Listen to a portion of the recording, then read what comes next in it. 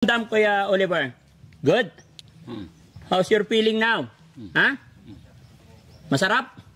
Ubusin mo yung tinapay mo. Yun mga kababayan, after 15 years po, napaliguan natin. After 15 years niya, dito sa kulungan, natanggalan natin siya ng napakahabang buhok. Ayan mga kababayan, kung titingnan nyo. Napakabigat. Kaya nung ginugupitan natin siya, mapapaiyak siya kasi talagang napapatingala siya. Napakabigat nito kasi ang kapal na ng putik, parang semento na, no? Pati yung kanyang kanyang mga pantalon.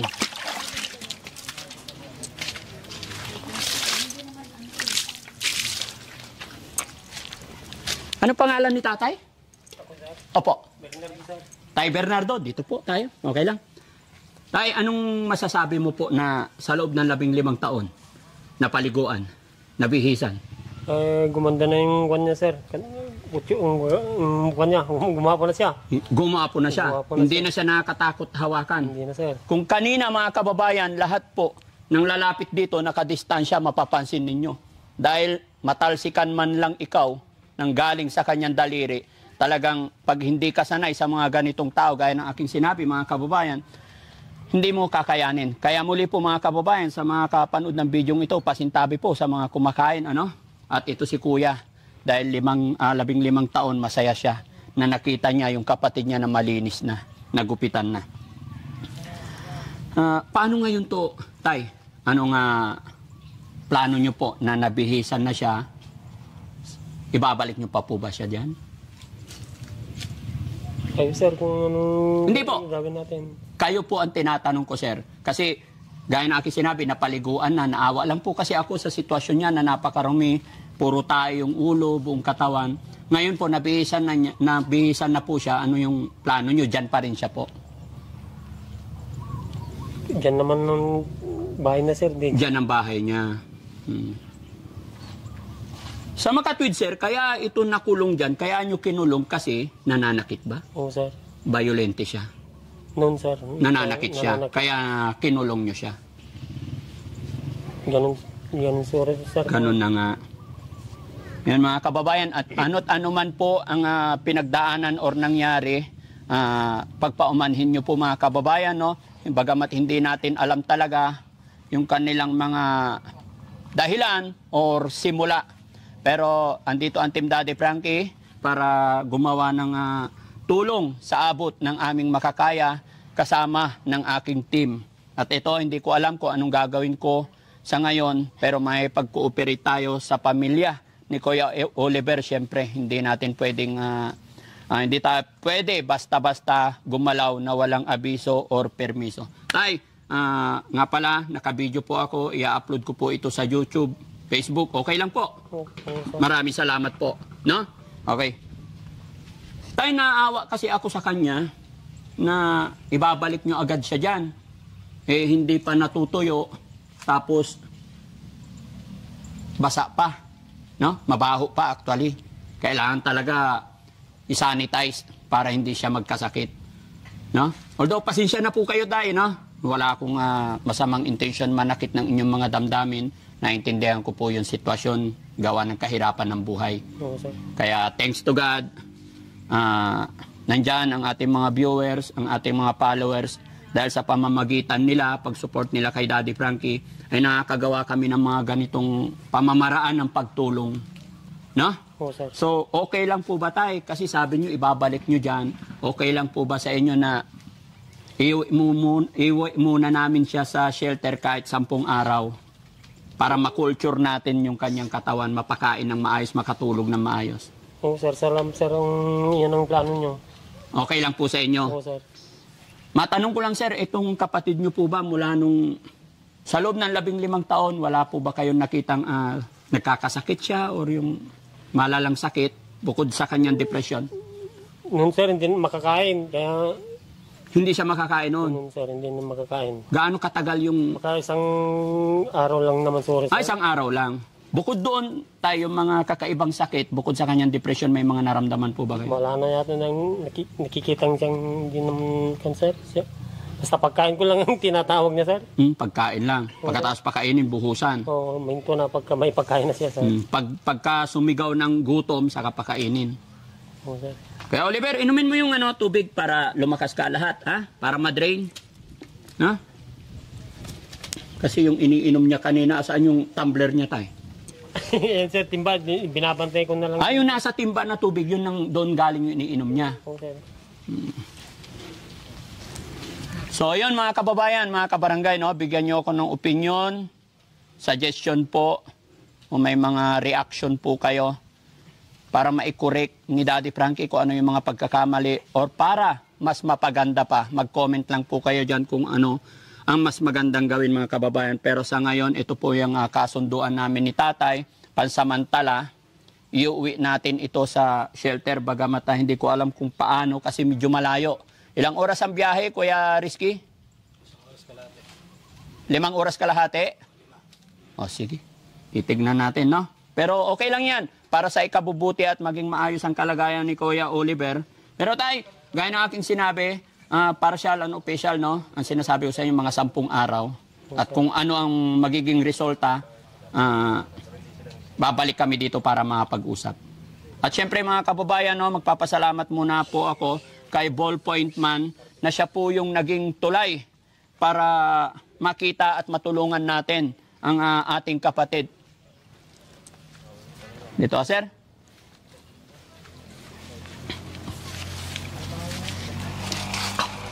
Sir, matanong ko lang, ano po yung naging pamamaraan mo? Anong dahilan? Bakit si Daddy Frankie ang tinawag mo para makapunta dito? Siyempre, kasi nakikita ko sa mga video mo na yung talagang priority mo, yung mga nasa kalsada, yung mga ganito, na yung mga napabayaan ba, na hindi naman totally napabayaan, yung talagang dahil sa hirap nga ng buhay nila, Opo. siya yung talagang nangangailangan ng tulong. Kasi makikita nyo naman dito na basa, tapos siyempre diyan pa natutulog, so magkakasakit at papaya talaga yung tao. So, kaya nilapitan kita, kasi alam ko, ito yung mga ganitong klase ng tao yung gusto mong tulungan. Salamat, sir. Salamat sa tiwala. Nawa po hindi tayo magsawa na tumulong sa mga kababayan natin na ngailangan ng tulong.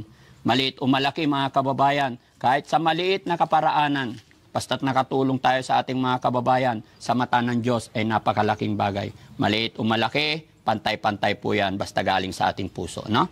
So, paano tayo? Guys, iuwi na natin to? Anong oras na? Sama natin sa kainan yan. Kakain tayo? Baka magwala to sa kainan. Nagpahanda ako ng dyan, ng makakain sa bahay. Sa sunod na lang, pre. Pero ganito na lang, paupuin na lang muna natin para habang isiniset yung sasakyan, dalhin natin doon. Bigyan natin siya ng tsinelas. May tsinelas mo. Ito, yung kulay red. Kaya Oliver, magtsinelas ka, ha? Punta tayo sa bahay ko, ha? Maraming pagkain doon. Okay lang? Ako muna magiging daddy mo, ha? Kaya Oliver, tsinelas ka. Yan, very good. Okay, wala na. Kaya Oliver, pansamantala ako muna yung magiging daddy mo ngayon, ha? Dadalhin kita sa bahay, ha? Para tumaba ikaw, ha? Pero tay, kung sakasakali dalhin namin ito sa bahay pagamutan, pwede ka po bang sumama mag-assist sa amin? Kahit sa una lang. Kasi pag dinadala ito sa pagamutan, kayo po ang makakasagot ng mga katanungan. Okay lang po ba? Kukunin mo ako dito sa Yes po, dadaanan ka namin. Kung sakasakali. Magbibigay ako ng message kay Ballpoint Man para makapaghanda ka rin. Oo, sir. Pero ang sir, iayos muna natin yung sitwasyon niya doon. Pakainin muna. No? Oo, sir, para kung naman guminhawa yung niya, sir. Pakiramdam niya. Sige po. Ano lang tay, support lang kailangan namin, suporta ng pamilya. Tulong na rin natin sa ating kapatid. Ano po? Oo, sir. Sige. So guys, paano? Dalhin na natin doon? Para mawala na dito sa putik-putik. O, kailangan may upuan? Yung sasakyan hindi ba kaya iatras dito? Ay, kaya, sir. Lakad ka, Kuya Oliver, doon tayo. Halika. Doon tayo. Halika, para walang putik. Doon. Halika, tayo ka. Tayo. Tumadir ka na, Doon tayo, doon. Tumadir ka. Doon. Tumadir ka. Para mawala sa putik, doon na lang. Para hindi siya bumalik dyan. Kasi marumi pa yan. Doon sa lagpas ng baka.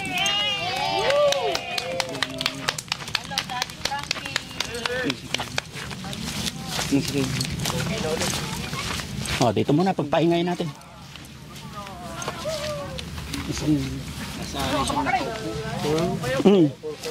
Isang taon, ay ano, 15 taon ba naman eh.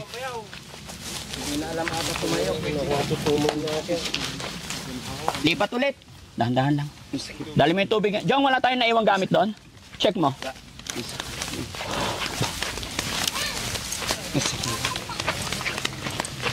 Pahinga ulit dito.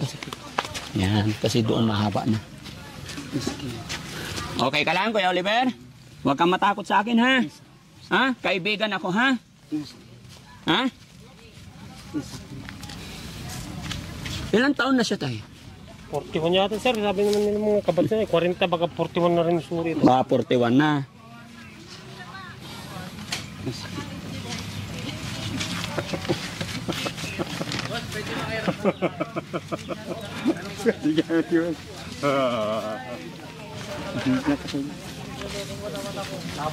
Oo. Sa likod, sa likod.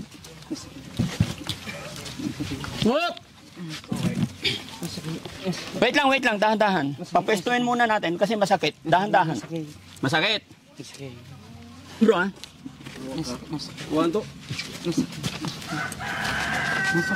Masakit? Hindi, okay lang. Yan. Hindi masakit yan.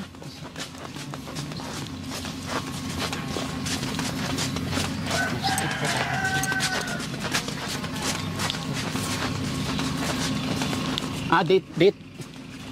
Sa Toyota, kasi maraming laman to. Kaya dyan sa kanan. Kanan.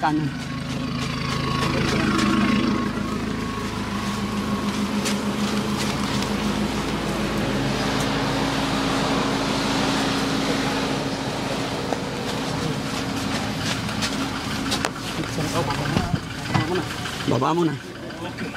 Dito ako. Mga ako dito. Walang karton? Karton muna. May karton? Baka kasi umihi eh. Hurong natin yung para hindi maarawan. Habang hurong natin. Yan, dyan muna. Ay, pupunta na si David no? Ay, David pala. David. Pero sabi niya, Oliver. Kahit karton lang muna.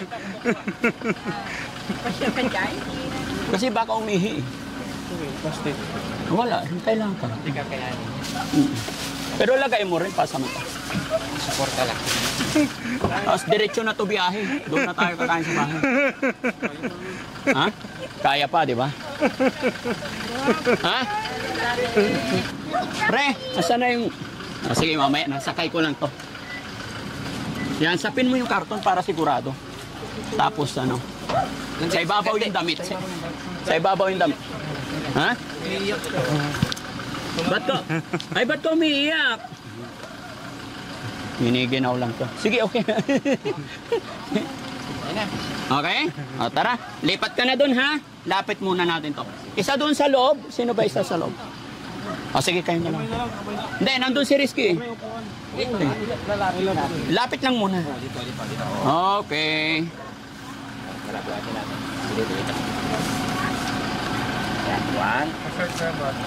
Sa short.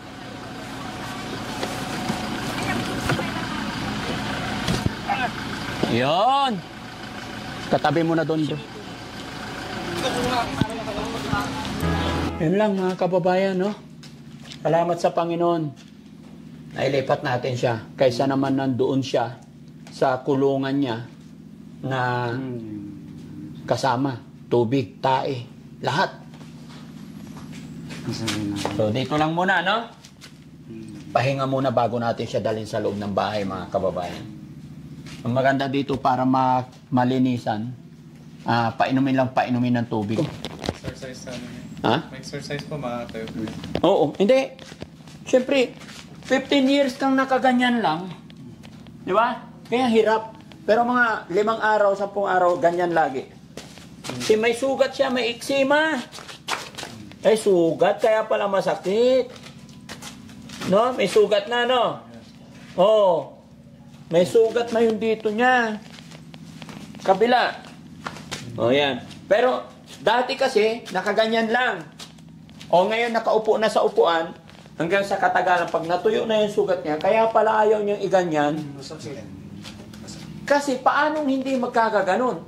Nakapantalon siya for 15 years. Tapos yung tae niya, nakapantalon, doon lang yung tae niya, dyan nalalaglag, naipon. Okay ka lang? Dito ka muna titira, ha? Kuya Oliver? Anong pangalan ko? Anyay nagan ko? Ha, lakay? Anyay nagan ko? Daddy Frankie. Ha? Ako si Daddy Frankie. Ikaw, anong nagan mo? Ha? Anyay nagan mo? Kanina nagsasalita to eh. Ganyan lang talaga yan mga kababayan. Ang daming lisa. Mamaya, pahinga muna tayo. Maghihilamos din ako guys. Papahinga lang kahit siya, pagpahingayin din natin. Ganyan lang. Ganyan lang muna. No? Tapos, pagka anong oras na, mamaya pag malamig na hapon, papagupitan natin. Gupitan natin, razor. Charge niyo yung mga razor, no? Tapos para kukulture natin yung katawan niya mga kababayan. Okay? Apel! Apel mo na! Give me 5! Give me 5! Hey! Oh, wala. Give me 5! Give me 5! Busog to eh. Ubus niya yung yung isang supot na sliced bread. Naubos niya eh. Give me 5! Ha? Ano daw? Kanta ka muna, kanta. Kailangan magtugtog tayo ng radyo dito para matuto. Naninibagan siya. Hindi pa kasi sa condition. Oo, naninibago lang. Nahilo rin po yan sa biyahe. Nahilo rin, 15 years ba naman eh. Tama. Sa biyahe yan. Nahilo. Namumot ka yan. Sa biyahe yan. Mukha yun yung plastic ah.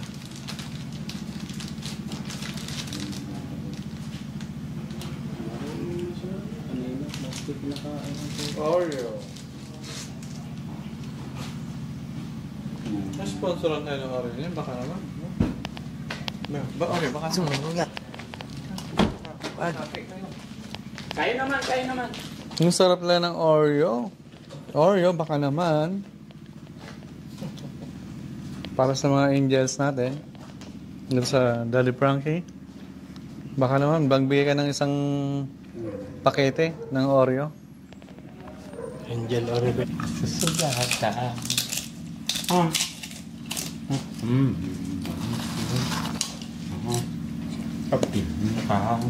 Okay, doon sa puno. Ayaw.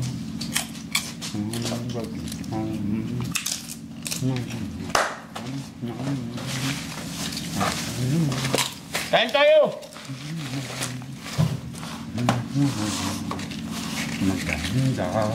Sarap!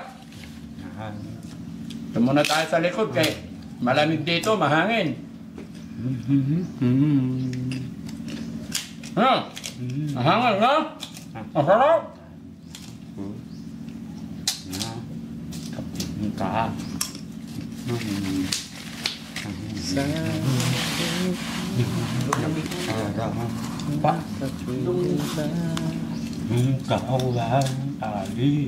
Ikaw lang mamahal. Puso bang mapapatay? Ano yung kinakanta niya doon sa kulungan niya kanina? Nasanay niya ako na Pangako sa'yo. ka. Nasanay na ako na kapiling ka sa gabi't araw. Ikaw ang kapiling, ikaw ang pag-asa. Kanta mo kaya? Bilang opo ko nakakasang bilang masasaktan. Pangako sa'yo na lang, pangako sa'yo. Pangako sa'yo, Na sabihin ka. ipaglalaban ko.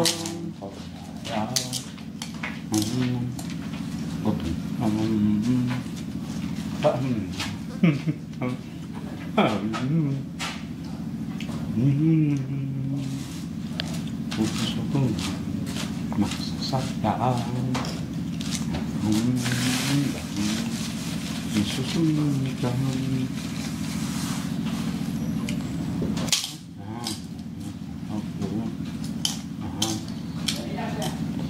Nag-ooperate ng cellphone.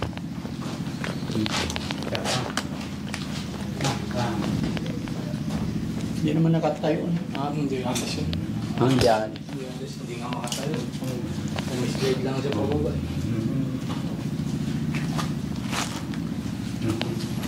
Ha? Dadali natin sa pagamutan. Ha? Oh?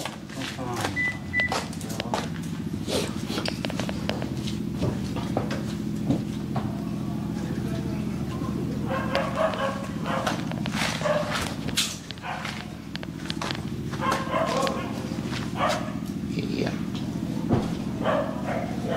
Coba dito.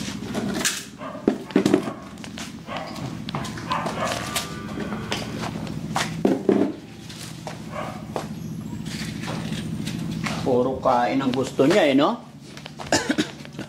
Nagutuman ka? Kaya Oliver?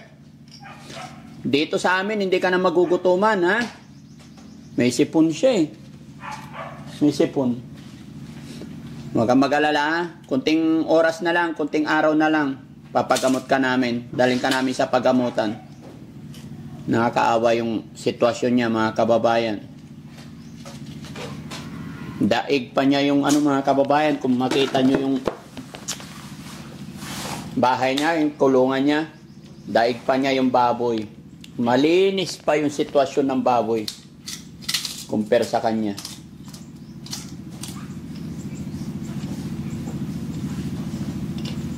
Anim na magkakapatid to, mga kababayan.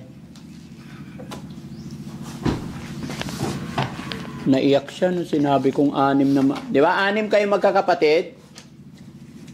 Hindi ka na naalagaan ng mga kapatid mo. Ha? Umiiyak siya pag pinag-uusapan yung pamilya niya. Lumuluha siya.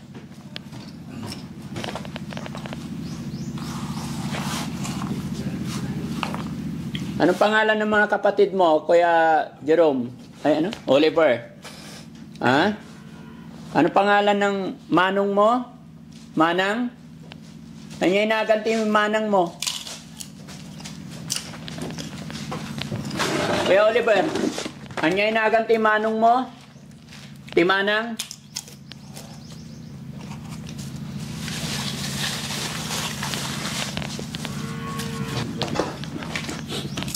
So yun mga kababayan, mga kabarangay, no? Kararating lang po namin galing doon sa kanyang tinirhan na sa loob ng... Baka magtataka kayo mga kababayan, no? Siya po ngayon ay hindi siya nakaupo ng tinto. Gusto niya nakaganyan lagi. Kasi kung maalala niyo mga kababayan, nung dinala namin, ay kinuha namin doon sa kulungan niya, nakaganyan lang siya. Tapos, nakaganyan lang upo, nakapantalon. Punong-puno ng dumi yung pantalon niya hanggang dito. Kaya may sugat siya rito. Kaya mas gusto niya dito sa sa flooring na nakaganyan lang. At inaayos pa lang namin yung kanyang kwarto kung saan namin siya patutulugin. Dahil kararating lang, no? Kaya pansamantala dito muna. Kasi medyo mainit sa loob. Pahangin muna rito, no? Tapos nagpapaluto pa kami ng tanghalian. Saglit lang, Kuya Oliver, ha? Mamaya-maya lang kain tayong kanin, no? Parang si rin. Pero ang kakaibahan ito, mahilig kumain. Si Junjun, nung dinala namin dito, sinusubuan pa yun. Ito matakaw naman to. Ang kaibahan dito. Kaya hindi madaling, madali itong siguro sana. At nagsasalita naman. Sabi nila mga kababayan, kaya nila ito ikinulong sa loob ng 15 taon dahil nananakit daw to. Kaya takot na takot sila. Kaya ito, focus kami dito. Babantayan muna namin to ng ilang araw, 24 oras, kung ano talaga yung attitude niya. Pero lalabas po yung attitude nito mga kababayan after 3 days po. Pag nakapagpahinga na, and then nakakain na, makakabawi na siya ng lakas, doon lalabas talaga yung ano nito. Dito sana sa plastic, naubos niya. Isang slice bread, naubos niya no?